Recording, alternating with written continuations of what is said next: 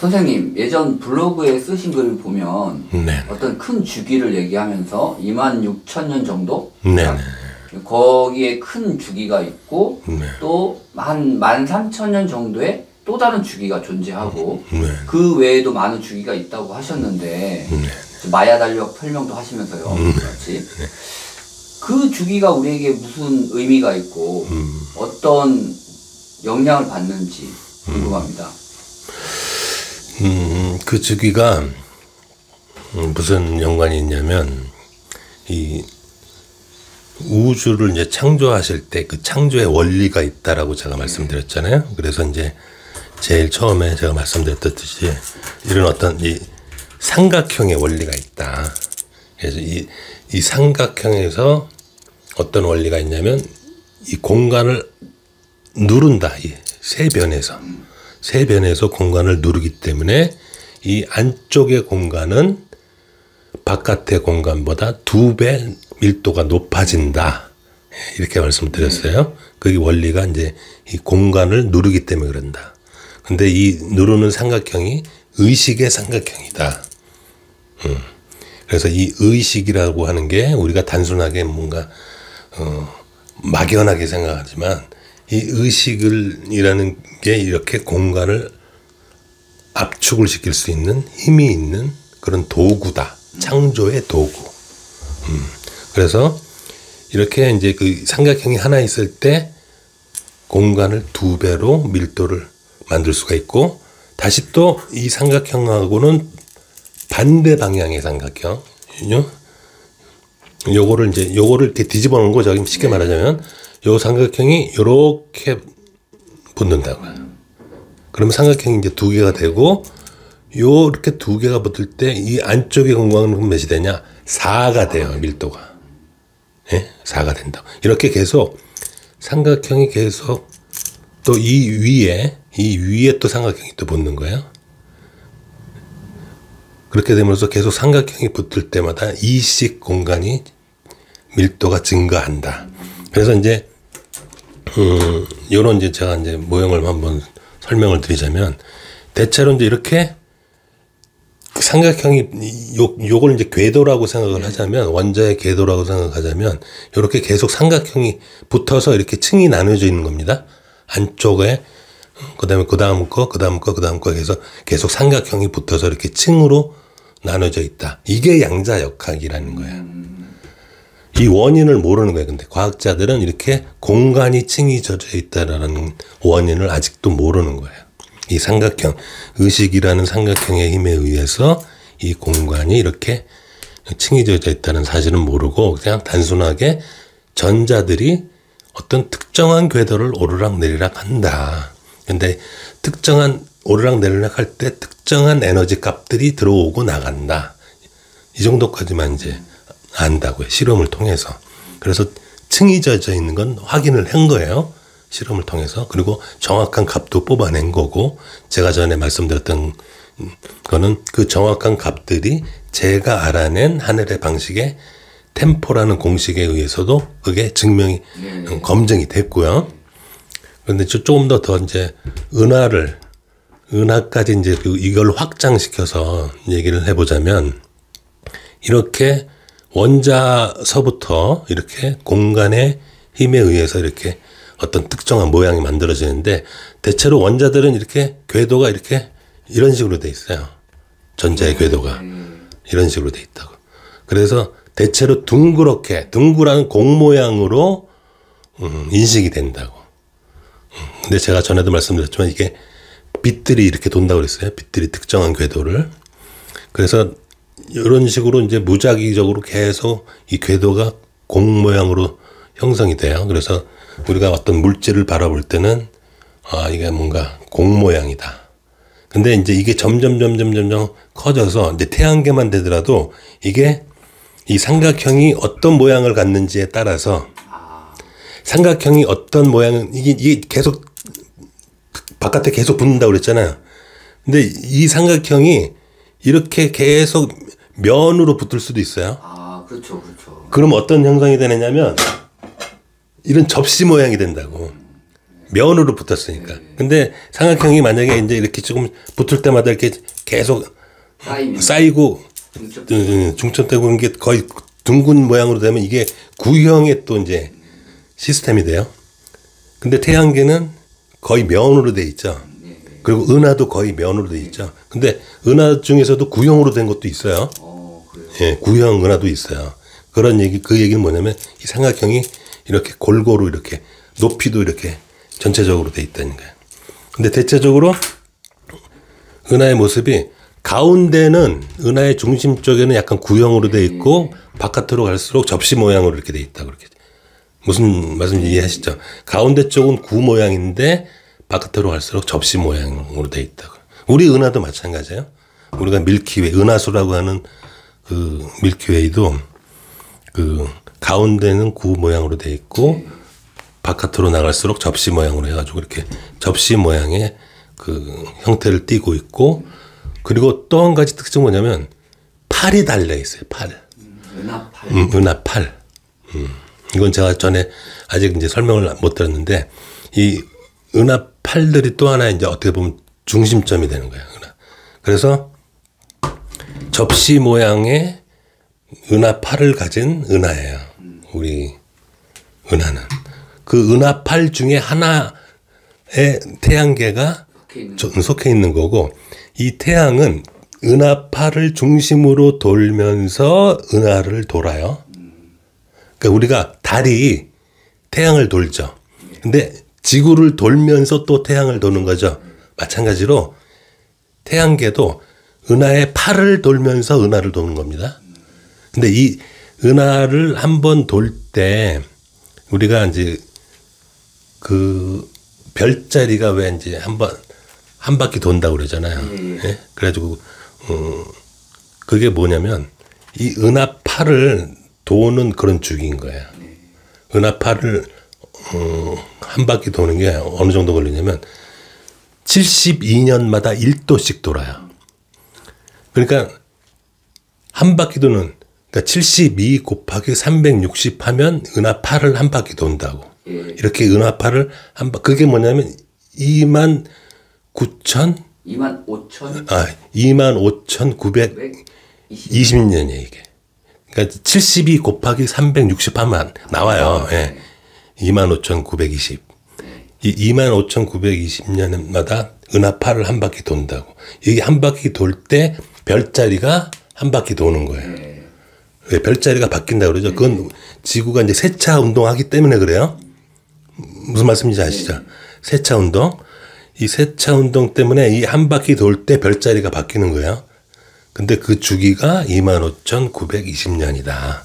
근데 은하팔도 태양계나 은하처럼 이 면이 있어요. 네?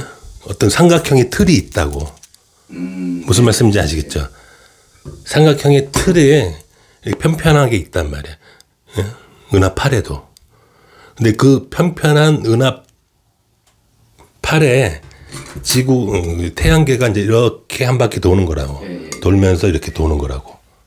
이렇게 똑같은 입자야. 그러니까 이게 25,920년 동안 한 바퀴 도는 거고. 그러면 이 면에 은하팔에 2번 접촉을 하게 되는 거죠. 그렇죠. 한 바퀴 돌 때. 그러면 12,960년인가? 그렇죠. 그때마다 한 번씩 그 면에 그렇죠. 은하팔 면에 닿는 우리가 그 은하팔을 보통 영성계적인 그 포톤 벨트라고 그래요. 광자대 포톤 벨트라고. 그게 12,960년이 한 번 닿는 기간이에요. 이렇게 한 바퀴 도니까 12,920년마다 한 번씩 960년마다 한 번씩 이렇게 이 면을 지나가게 된다고. 그러니까 이 면이 뭐냐면 다시 한번 말씀드리지만 이 틀에 밀도가 있는 밀도가 좀 높은 공간이죠. 거기가 다른 데에 비해서 좀 더 높은 공간이라고. 저도 광자대에 대해서 되게 관심이 많아가지고 공부를 많이 했었는데 선생님처럼 그 틀에 접한다는 얘기는 처음 들어봐요. 그냥 단순히 거기서는 에너지를 받는다, 은하 중심의 에너지를 그렇죠. 받는다고만 하거든요. 이거 원인을 알아야죠, 원인을. 그러니까요. 에너지를 뭐 어떻게 받는데? 그냥? 그냥 받아? 그게 아니라 이렇게 은하면에 은하 그 팔면에 닿는다고 이게 자연스럽게 팔을 이렇게 돌면서 은하를 돌기 때문에 이 태양계가 이 은하팔 면을 지날 때 그때 포톤 벨트를 지난다. 그래서 한 바퀴 돌 때 2번 지난다. 그래서 12,960년마다 한 번씩 그 주기가 온다. 근데 그 주기가 올 때 특징이 뭐냐? 결정화가 템포가 빨라진다는 거예요. 이 면에 들어갔을 땐. 다시 한번 말씀드리지만 이 면은 이 폰톤 벨트라고 하는 이 면은 이 삼각형이 있는 면이에요. 실존하고 거기는 밀도가 조금 높아요.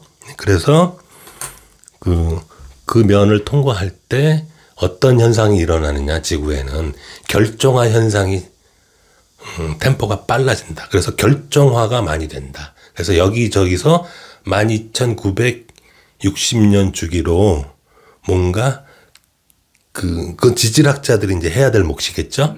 지질학자들이 이제 그 지구에 지구과학 하시는 분들이 이제 보시면 알겠지만 이렇게 표층에 따라서 이게 형성층이 있잖아요. 광물이 결정화되는 표층에 따라서 그게 어떤 그 당시의 지구 환경 같은 게 대기의 환경이라든가 뭔가 이런 게 다 측정이 가능하잖아요. 근데 이제 이걸 측정해 보면은 12,960년마다 어떤 특정한 그 결정화 현상들이 이제 발견이 된다고요. 네. 왜 그러지 이게? 이렇게 의문이잖아. 왜 이때 이렇게 이런 주기가 뭐지? 그게 뭐냐면 이 포톤 벨트를 지나는 주기라고. 그러니까 그때 인간한테도 사람한테도 그런 현상이 오겠죠. 그러니까 좀 더 강화된 그런 그 공간의 그 압력을 받겠죠. 또 다른 말로 하면 이 말도 되나요? 정산의 시간? 네, 그럴 수도 있고요. 그게 이제 그동안 쭉 어떤 그 영성계 쪽에서 예언했던 그런 부분들하고 이게 맞아 떨어지는 얘기라고요. 그걸 좀 더 제가 그 어떻게 보면 좀 과학적으로 이 은하의 생성, 은하의 이제 어떤 형태 그리고 이 삼각형이 이제 어떤 역할을 해서 물질하고 어떤 관계가 있는지 이런 것까지를 전부 종합해서 제가 말씀을 드리는 거예요. 아마도 이 얘기는 전 세계에 아마 선생님 최초인 것 같아요. 네. 왜냐하면 물질 구성 원리를 알아야만 알기 때문에 그래요. 물질 자체가 원자서부터 어떻게 형성되어 있는지를 이런 삼각형이라고 하는 의식의 힘이 작용한다는 걸 알아야 그게 해석이 되는 거라고. 그래서 이제 뭐 시중에 뭐 하여간에 뭐 광자대라든가 포톤벨트 뭐 그걸로 무수한 얘기들이 있어요. 무수한 얘기들이 있는데 이게 원리예요, 원리. 원리를 알아야 뭐 이해가 되지. 원리도 모르고 그냥 그렇다나 보다. 그렇대더래. 그냥 그렇대. 그냥 에너지가 막 그때는 세게 온대. 이렇게만 이제 다들 막연하게 알고 있는데 그 원리가 이겁니다. 지금 시기가 그 시기잖아요. 네, 그렇죠. 네. 그래서 어떤 그 우주에는 주기라는 게 있어요. 반드시. 주기. 그래서 제가 전에도 한번 말씀드렸잖아요. 이렇게 거대한 은하적인 주기도 있고 행성. 우리는 이제 태양의 행성이잖아요. 지구라는 건. 그 태양을 또 중심으로 또 어떤 또 주기가 만들어지고 제가 그래서 그 13대 2를 굳이 얘기한 이유도 어차피 지구는 태양에 종속된 행성이잖아요. 그러니까 태양을 무시할 수는 없어요. 태양은 또 은하에 종속이 되어 있기 때문에 또 은하를 무시할 수 없듯이 이렇게 다 체계적으로 되어 있단 말이에요. 그리고 창조주 하나님께서는 이런 거 다 감안하시고 창조하시는 겁니다. 예?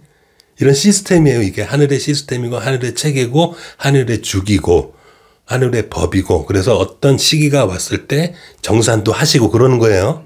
예? 정산은 그냥 아무 때나 하고 막 그러는 게 아닙니다.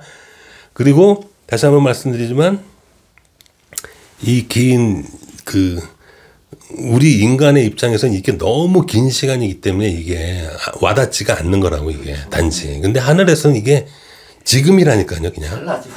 지금이기 때문에 이게 우리의 이제 인간적인 그런 생각하고는 완전히 다르다고 이게. 또 뭐 궁금하신 거 있으세요? 그러면 이 주기에서 주기의 끝이잖아요. 어찌 보면 한 주기의 끝, 대주기의 끝. 그렇죠. 지금이라도 최선을 다한다면 우리가 어떤 차원 상승을 이룰 수 있을까요? 아, 그럼요. 이제 그 기회를 지금 주려고 지금 이 7년 환란이 있는 건가요, 이게. 근데 저는 말씀드렸지만 이 하늘의 뜻을 이제 알아야죠. 일단 모르고 지나가면 뭐 아무것도 아닌 일이에요. 그렇죠. 그렇죠. 아무도 모르면 아무 일 안 일어나는 거라고. 모르는데 뭐 어떻게. 근데 이제 지금 제가 이걸 알려드리잖아요. 이 유튜브를 통해서. 제가 전에도 처음 초창기 때서부터 말씀드렸다시피 저는 이거 지금 안 알리고 싶다니까요. 저만 알고 싶었다니까요. 이게 아무도 모르니까 우주의 물질 형성서부터 시작해서 모든 게 이 주기, 이 우주의 은하까지, 온 우주까지 다 이게 주기, 템포와 관련이 있구나. 그리고 그 주기와 관련해서 의식 성장도 관련이 있고 정산도 다 관련이 있고 모든 게 다 이게 하늘의 시스템에선 다 이게 아구가 퍼즐이 짝짝 맞는